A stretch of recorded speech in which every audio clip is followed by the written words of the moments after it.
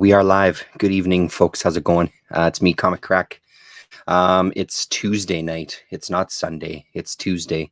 Rasa and I had a chat this afternoon, which was great to catch up over on her channel. So if you want to go back and have a look at that, it was fun. I think with being on holidays, it was nice to just do a hangout on a random day as opposed to our regular Sunday. It's been a while. It feels like it's been a while, even though I think it was just a couple of weeks ago that the three of us did our kind of Sunday hangout. Feels like the last couple of months has been very sporadic, so it was good to get back in there and have a chat. Always good to see her and talk comics. So I'm going to kind of just go over, just do kind of my usual kind of wrap up with things that I read this week, and just kind of talk about them a little bit. I hope everybody had a great holiday. It was nice. It's really nice to have some time off. And there's still like a good week left, which is incredible.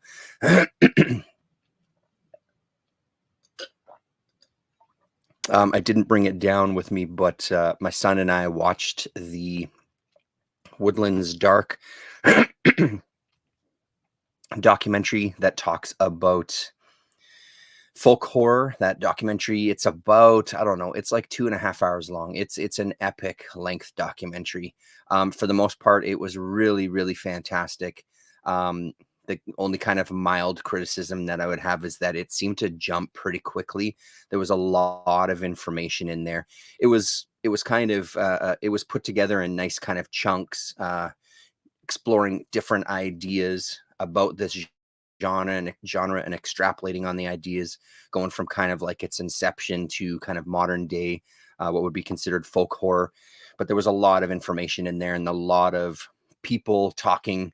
And it was a continual kind of reminder of who everybody was, which sometimes is good. But it was pretty dense. There was a couple of moments I was in there. I needed a pause. I needed like a break to kind of feel like I could catch my breath, to kind of digest some of what had been said. So it's one of those things. What we figured would happen was that it would basically give us a full list of movies to want to explore. And that's kind of what it did. So overall, I think Kayla Janice and crew did a killer job on it. Really interesting subject. Fascinating to see the conversations and clips from these movies. It was also the thing that stood out to me was a lot of times when I see documentaries like this, I've got a pretty good sense of the subject matter already. This was one of those rare times that I went in and 95% of the movies they showed I've never heard of. I don't have any experience with. So that was actually really exciting to kind of explore a genre that I know very little of, and kind of see some footage from movies that looked exceptional. They even kind of toured around the world at one point to a couple of different places. So not just sticking to the UK or North America, and talked about folk horror within other cultures and stuff, which was really interesting too. So if you do get a chance to see it, check it out. I wish I could remember the full title, but off the top of my head, I don't remember. Maybe we should see if we can find it quickly here. It came out on Synapse.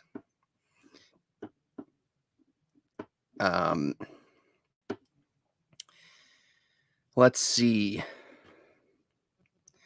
Woodlands Dark and Days Bewitched, a history of folk horror. So it came out on Severin. It's played some film festivals, including Fantasia Film Festival, but it now has its Blu-ray release. There's a couple of extras on it. I haven't looked at the extras yet, but that's the title, Woodlands Dark and Days Bewitched. So if you check out the Synapse website, you should be able to get yourself a copy there. I'm not sure if it's going to be streaming anywhere. Maybe that's worth checking out as well too. So I got a couple of books for Christmas, which is always appreciated. I love getting socks from the family, and if I only ever got socks from the family, I would absolutely be the happiest man in the world. I always get some very amazing pairs of socks. So that's super exciting. Like that's such a dad thing, and I love that. But so I'm very appreciative when I get anything more than that. It's kind enough to my mother bought me a couple of books from my list on Book Depository, and then I got a gift card for the local bookstore here right by our house. So very appreciative of all of that stuff. And I had some pretty great reading overall. So we'll start with this one, French Canadian book, released by NBM Graphic Novels. Paulo Costa was talking about it in the hangout that I did with him and a bunch of other people last week. And then I believe it was Earl Grey as well too that discussed this book. So this is Giant from Mikhail. Let's see if we get the full. Let's see if we can get the full name here.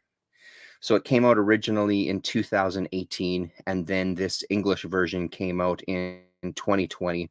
And it was originally published in French as Giant, and there was 2 volumes of it. So just seeing the first name there, Mikhail. So I guess creator going by just the first name. So the book is about some Irish settlers to New York. And our main character here is nicknamed Giant, and he's working on the Rockefeller Center building. And it's kind of just a story about these immigrants to North America, and kind of how they got there, why they're there, their hopes and dreams, that sort of thing. But the story kind of unfolds a little bit more. Giant is writing letters back home to a woman, and we don't really understand the context, and it slowly kind of unravels throughout the book. And at one point near the end, she makes the trip with her couple of children to New York. So he's sent home a lot of money. He's been making a lot of money, and he's been kind of stockpiling it. He doesn't kind of go around carousing with the boys. He doesn't go out drinking. He's just stockpiling this money, and he ends up sending her a bunch. She's able to save up and take the trip to come and see him. Really, really nice story. There was a couple of books. I'll be saying this one other time here while we're talking.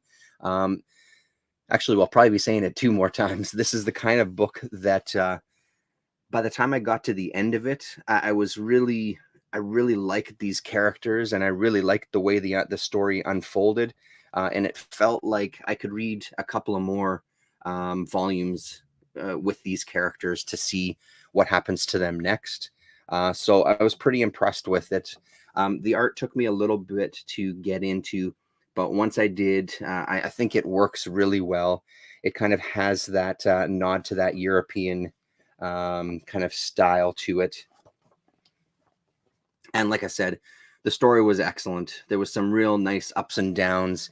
It had almost like Eisner-ish moments to it as well, too, where you're talking about these people in the city, and kind of everything that happens to them. You start to know even the peripheral characters. There's a female photographer, for example.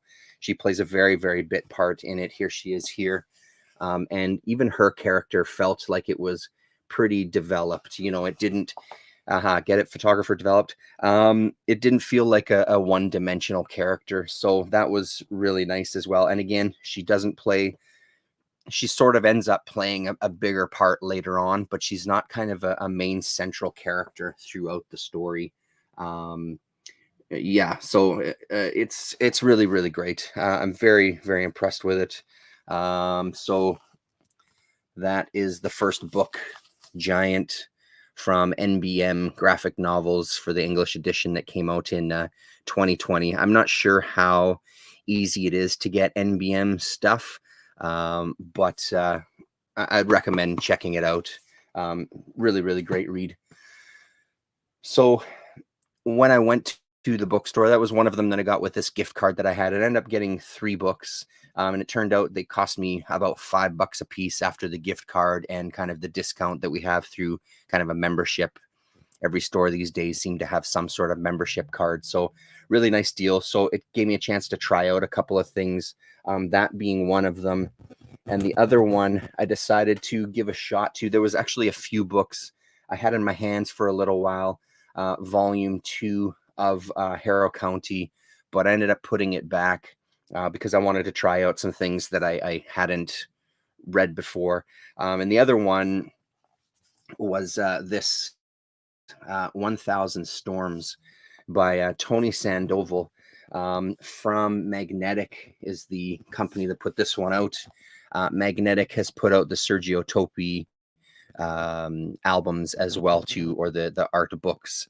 And I'm not familiar with the name Tony Sandoval, 6-time Eisner Award nominated writer and artist. Doom Boy, A Glance Backwards, Water Snakes, none of those titles mean anything to me. Presents a magical tale of secrets and dreams and the challenges of growing up. So the thing that drew me to this was the art. There's a nice mix of watercolor illustrations, and then as you kind of get further into the story, here's some more of those really beautiful stuff. Reminds me a bit of Dave Cooper. And then you get into some of this kind of a different style, just like line work, with minimal kind of washes for backgrounds. At least I think that's ink washes there. No, probably not. Looks like it's all just digital coloring there. So it's a nice blend of those two styles.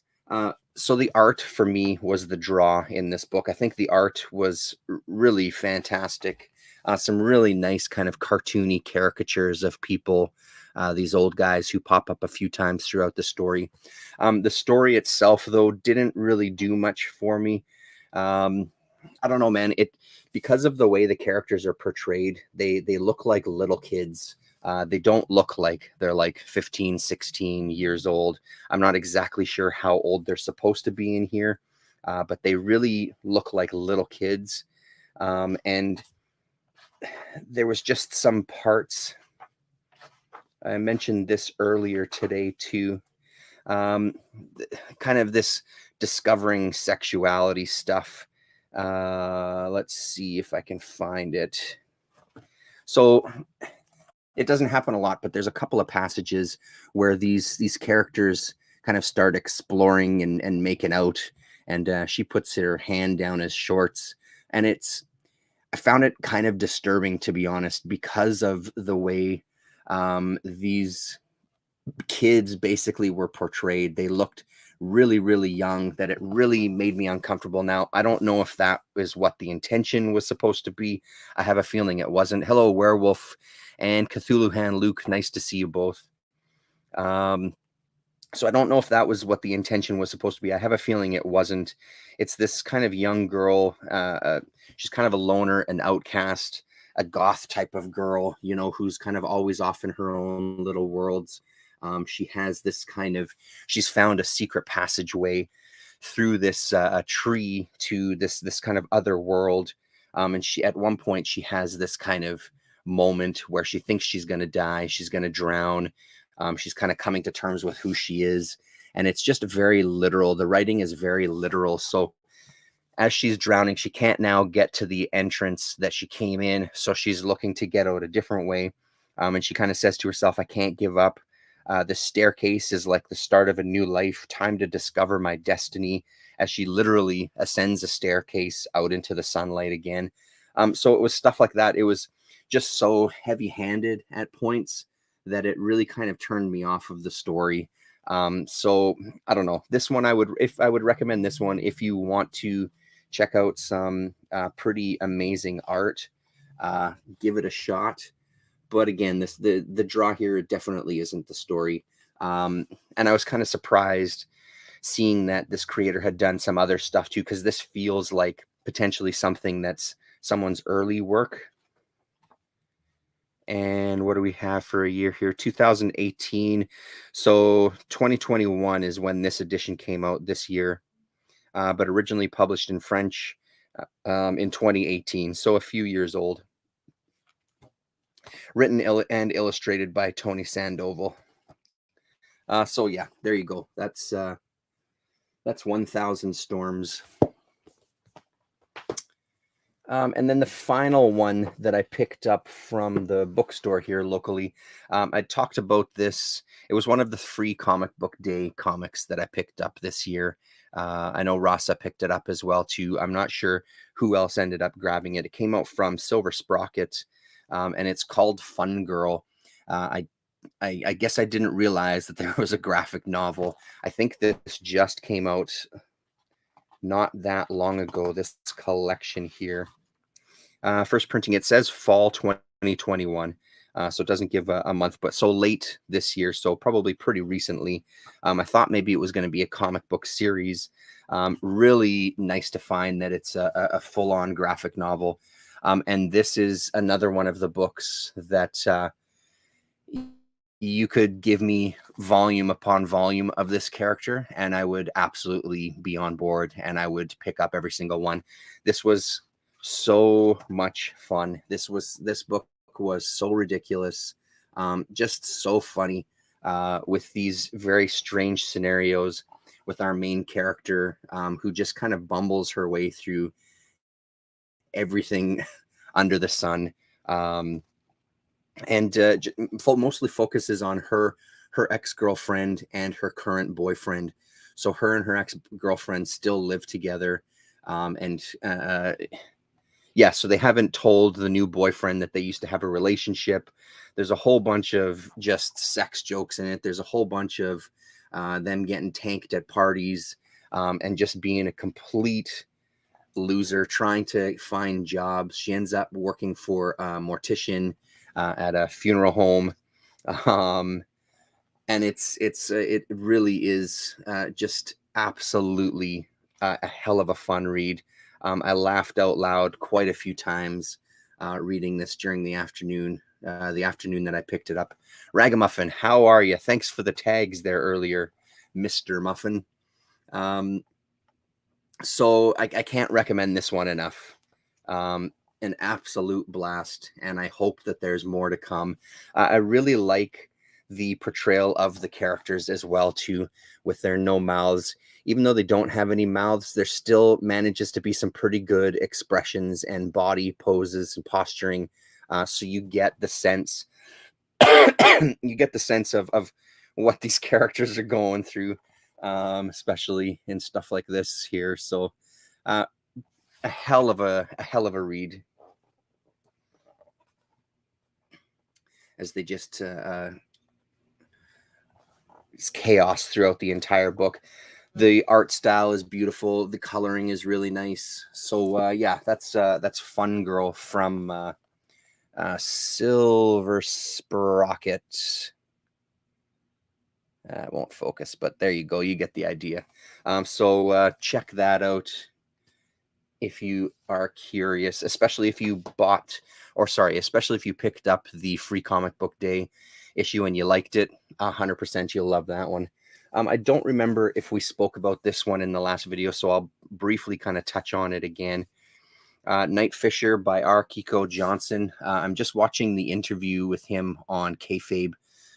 This was the other book, the last book that I could read more about these characters. What I didn't realize about this creator is that he's only done 3 graphic novels so far.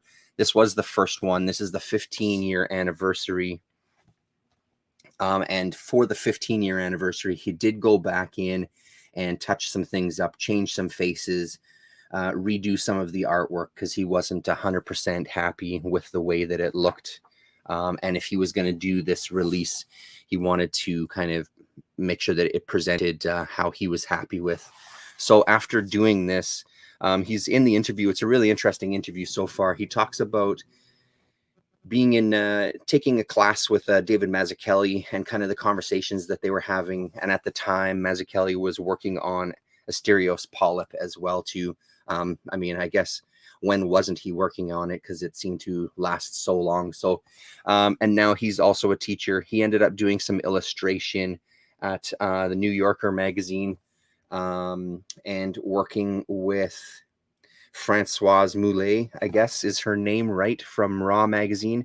and start with his second graphic novel was kind of intended for kids originally, and I think it changed a bit there. But he talks about that process of working with her and how she kind of approached kind of the editorial side of things, and kind of giving him notes as she was reading the drafts and stuff. And he talks about how much of a help that was to him, having someone that was just so knowledgeable about comics, kind of guiding him through writing a graphic novel. So this was a really great book. From what I understand, very loosely based on his childhood in Hawaii. Yeah, about a teenager, basically this kind of straight A student that's starting to stray and look for something else, and ends up kind of getting into some kind of crime and getting into drugs a little bit. And kind of what happens there is he's kind of struggling to figure out who he is and what his place is, and kind of breaking free from his father. There's a nice kind of backstory with his father, or a kind of a sideline story with his father as well too, that's only touched on very little.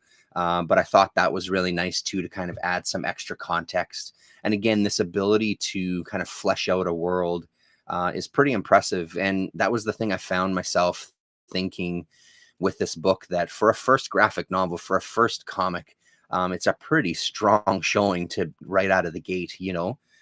So yeah, that's a really, really good one from Fantagraphics, if I didn't say it already.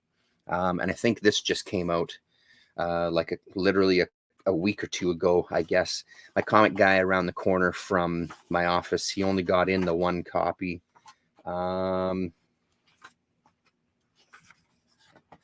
Yeah, it doesn't say at the front there. Let's see. So originally 2005. This one, October 2021, is when this one came out. So a couple of months ago now. Yeah, it's really nice. They're Ragamuffin. Well worth your time to check out. So the final two books, these two were a couple from my wish list on Book Depository. We've talked about Peanuts before. We've talked about my love for Charlie Brown. We've looked through the books that I have. Excuse me. One of the ones that Damien was talking about.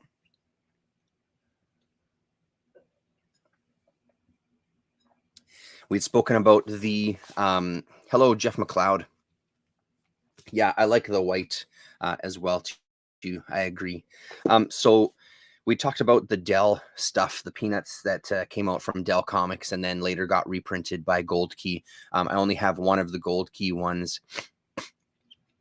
And Damien told me that about this book's existence. So as soon as I found out, I put it on my wish list. And it's one that was picked up for me.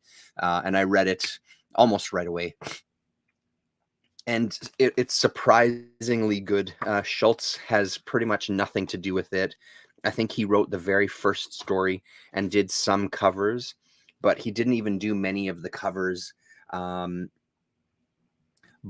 the guy that did a lot of the thing that's also really good about this book that I was mentioning this afternoon is the credits are really well done. When they knew who it was, they made sure that they tell you what comic it came from, what year, what month it came from, and then who wrote and did the art. So this Jim Sasserville, I think might have been some sort of friend or assistant to Charles Schultz. And Charles Schultz kind of gave him the go-ahead to work on the book and do the majority of the strips, especially early on. And I think he pulls it off really well. He manages to keep the tone of Peanuts pretty close to what Schultz would have wanted. And there's some, again, it's one of those moments that seems to be happening more and more. Maybe it's a change for me, but there's some kind of laugh out loud moments in this, really well handled. It starts to deteriorate the further you get through the book and the further you get to these creators who are trying their best to mimic the style. They're just kind of these Dell house artists. They do give credits to some of them, but some of them there was no credits. They couldn't find out who did. But you can really see you can really see the change. And when it gets to kind of, I don't know, maybe the last quarter of the book, I started skimming through it, and then I stopped reading because the strips were not even close to kind of the tone of Peanuts at all, and actually pretty difficult to read. They were just really bad. It's just straight comics, and then there's a little bit of history at the front here. So they give a little bit of the background of what Schultz was working on at the time, and then just kind of how this came about. They highlight some of the artists, they highlight some of the stories, and they talk kind of basically the stuff that I was talking about too, that you can really sense a fall out or fall off at a certain point. Because they just kind of got these company guys to write it, but that's it for the write-ups. And it talks about, it started in Nancy. It started in Tip Top Comics, I think. And what else?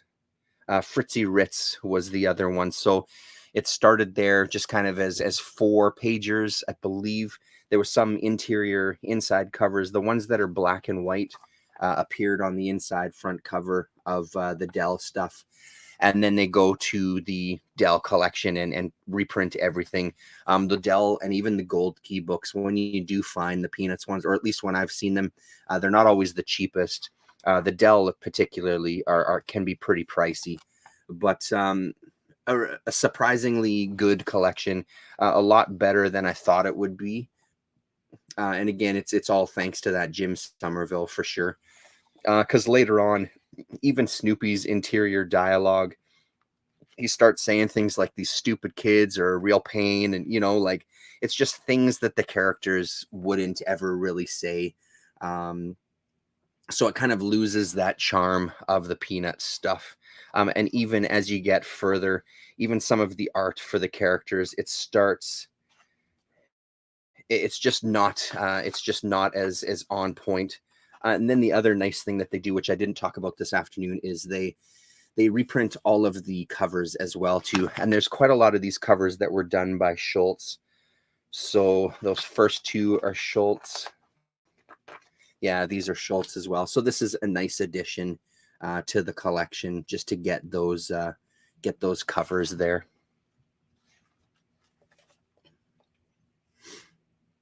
So if you're a Peanuts fan, it's worth checking out. It's maybe more for kind of the Peanuts, not completists necessarily, but being kind of a hardcore fan of the comics for sure. I don't know how much you'd get out of it if you're just kind of you have a passing interest in it. But I will also say that this is Kaboom, and that binding there, Damien. I tell you what, that's something special. It's really, really well done. So very, very happy with it. And the other thing that I like about it is that they didn't kind of reprint it on kind of crisp white paper. They have this kind of tanned paper, and I showed it this afternoon too. We'll see if I get lucky and find the strips again, because there's a few where it looks like it's taken right from someone's comic book collection because of, here we go, because of that kind of tanned strip on the panels itself. Looks like it's been affected by sunlight right on the comic that they took it from. So I don't know the backstory for that, where they were photographed or scanned from, or where they came from, but I'm really glad that they left it like this. I'm really, really happy when this kind of stuff happens. We were talking about it this afternoon, that idea of part of the draw to some of this stuff is that older paper. That's what gives it kind of that puts it in a particular time and place, right? So recommended. And then the final one here, see if I can have it so not everything comes toppling down on us here. There we go. I'm about 3/4 of the way through this. These things don't seem to be that easy to come across. It feels like when they come out, they get snatched up really quick, and people don't let them go. I have seen some of the other creepy archive books online, and when they came out, they were kind of 25.99 Canadian, roughly in there. But some of them have really just jumped up in price. Book Depository, again, give me a discount. Sponsored by Book Depository, because they had a couple of books that were pretty cheap. So I got the Alex Toth one. And the first thing that I'll say about it is it's reprinted on the crisp white paper. And for the most part, I don't mind it. This is a fantastic collection so far, which we'll talk about in a minute. I do, however, because there's like 2 issues in here that I actually have. I think it's issue 114 and 122. I must have kept them upstairs. Yeah, because I brought them upstairs to do kind of a side-by-side. So I was really digging this. And then I brought out the magazines and did a side-by-side. And it's just, again, it's that seeing it on that tanned paper in the magazine adds that extra layer to it. On the positive side, though, the reproduction is very, very, it's very, very good. It's not like, from what I've seen from the 2 stories that I was able to kind of do a side-by-side comparison on, there's nothing changed. The page layouts, like where things take place, because of this, you know what I mean? It's the classic, you have a story starting on the right-hand side. In the book, it might start on the left-hand side. So you're missing some of those page turns. How much he was able to plan those page turns at the time even is probably something that's debatable anyway. So I don't know if that matters too much in a collection like this. Oftentimes with collections like this, you get to see someone's art kind of progress. And sometimes with these kind of collections, you're getting to see someone's early work. And as you go through the collection, you get to see them kind of find their voice or whatever. The thing I love about this one is that he already has his voice.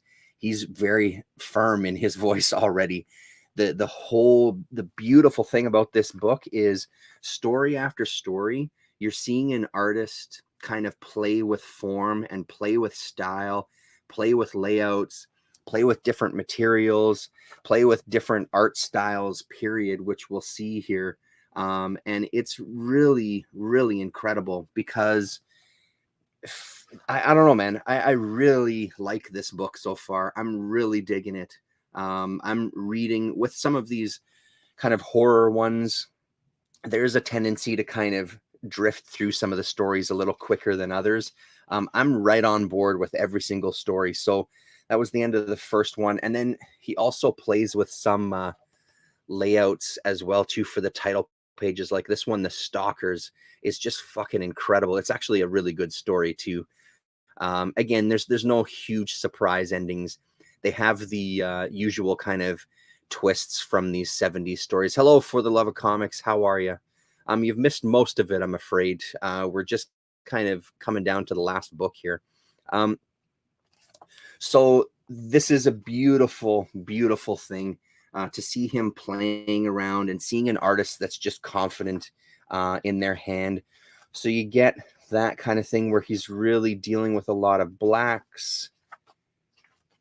He deals with some washes here as well. I'm just going to skip ahead to a couple of things here. He writes a couple of the stories as well, and those are pretty entertaining. Sorry, here we go. This is the one I'm looking for. So for this particular story here, he wanted to try to recreate the look of old photographs. So again, this idea of someone going in to doing an 8-page story where that's what his premise is for doing the story. So he just kind of plays around with a different style. I mean, how many artists are so comfortable with themselves as artists that they decide to just, for the hell of it, in this issue of Creepy Magazine, I'm going to try to recreate the look of old photographs because I think that will fit the story really well. That is someone who's completely confident in their skills. And it's so crazy with some of it that it almost feels like different artists. So you're getting stuff like that. And then we move to this story, another one of my favorites here, the Reaper.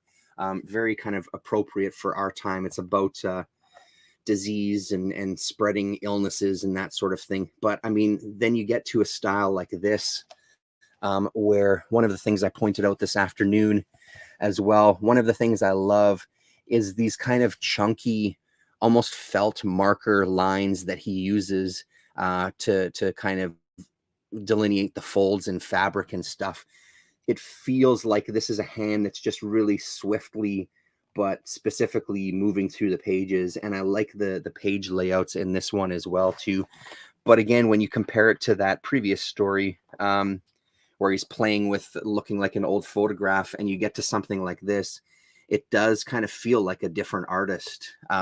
Really incredible stuff. So I'm very, very happy with this one, and I can see myself revisiting this one a couple of times to replay some of these stories and just sit with the book. And I find I am really kind of poring over every single page. I'm in no rush to read this book. I'm really enjoying each of the stories. I would love to get my hands on some of these other creepy archives, but again, I know that that's probably going to be next to impossible. I've seen the Richard Corbin one out there, and I think it was like over $100 Canadian. I know that there's a Ditko one as well. What else? They talk about a couple El Cid as well too. Let's see. So for creepy, oh, that's right. They also have a Bernie Wrightson one, which I'm sure is super affordable and easy to get your hands on. So for the creepy stuff, it's Bernie Wrightson, Richard Corbin, and Steve Ditko. For eerie, it's El Cid and Hunter, which I guess are series that played through the Eerie magazine. I think Eerie magazine itself, I only have about 2 or 3 issues of them. Creepy, I've got a few of them. So it was really, like I said, it was really nice to kind of sit and look through the magazines as well. And it makes me want to revisit those magazines, because when I was sitting flipping through them, the variety of art, even in just one of those magazines, is really fun to kind of flip through. But I tell you, man, for a guy like Toth, this is a really great way to read his stuff. Any sort of archive edition, I think, would probably be like this of his art, because you're getting that confident artist trying his hand at different things. So I hesitate to highly recommend something like this, because I do know how tough it would be to get your hands on. But if you do see these collections, I think they're probably all worth getting your hands on. Cthulhu Hand Luke saying the Bernie Wrightson one is dope, so that doesn't surprise me whatsoever. It's crazy that reproduction is still a problem with all the advancement in technology. Yeah, and I think, and that's the thing. I don't know if it's necessarily the reproduction being a problem. It's just the choices, like we've spoken about many times. It's just the choices that they make for some of this stuff to put it on this crisp white paper, because that's what's going to be potentially more palatable to the average comic fan that maybe they're trying to appeal to. Here's another great title page called Ensnared, about this guy that wakes up in sort of like a locked room, and feels like he's being put through his paces in a maze. This is kind of the prologue, how it starts out before we get to our title page. Yeah, we could talk at length about every single one of these stories, because they're all really great. This is another nice one for art style, mimicking kind of actors from some mystery movies. Yeah, that Zorro book. See, and that's the thing. And it makes me want to. It's really, you know what? I'm glad that you showed up, because that's exactly the thing I should be looking at next. So I didn't give these a second look. Like, I have the 2 volumes that Eclipse put out of Alex Toth's Zorro. Zorro doesn't appeal to me whatsoever. So I got these books more as being a completist for the Eclipse stuff, and I haven't given them any sort of time. And it's a really, really good reminder that maybe it's time now to visit both of these soft covers here. And I think, yeah, the spine says Alex Toth for both of them. So I imagine that, yeah, and then there's volume 2. The Complete Classic Adventures by Alex Toth. Part 2. So what year is this? 88? Is that what that says? Yeah. The 80s. So good call there for the love of comics. I will have these out and I'll report back. The Zorro was terrific. Feels like Mazzucchelli in year one. Oh wow, that's quite a comment. I'll absolutely give these another shot now. Like I said, I just didn't even think about them twice. And then what's this other one I have here? I don't think it's Toth on this other one though, because Eclipse did a few Zorro things. Tom Yates, I think so. This is the other Zorro that I have that Eclipse did. Yeah, it's definitely not him. Nidaud and Marcello. I probably butchered those names, but there's the other one. Yeah, no, not an Antonio Banderas fan. No. So that's the other Zorro and I think Eclipse did a few Zorro collections beyond that as well too. Anyway, thanks very much for hanging out, everybody.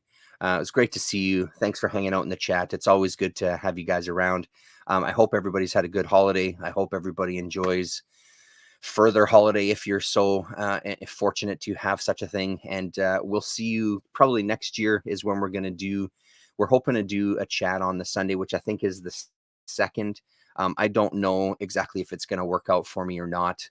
But if everything lines up, we'll see you all on Sunday. If not, we'll talk to you next year. Later, everybody.